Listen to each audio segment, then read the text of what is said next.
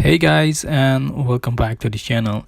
In this simple video I'm gonna show you how you can add fade effect to your video in the CapCut app. So in another word, how you can adjust the pad to create a cinematic video. So just select your video and add to your new project, but I'm going to open my project. So I already have one video here and I'm going to add the pad effect.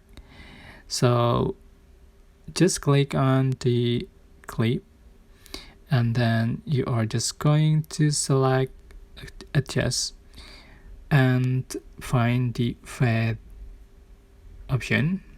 So here's just click on it and you can adjust for the fade. Okay, you can swipe to the right to make fade. Just click a check mark if you are done. Okay, so this is before and this is after.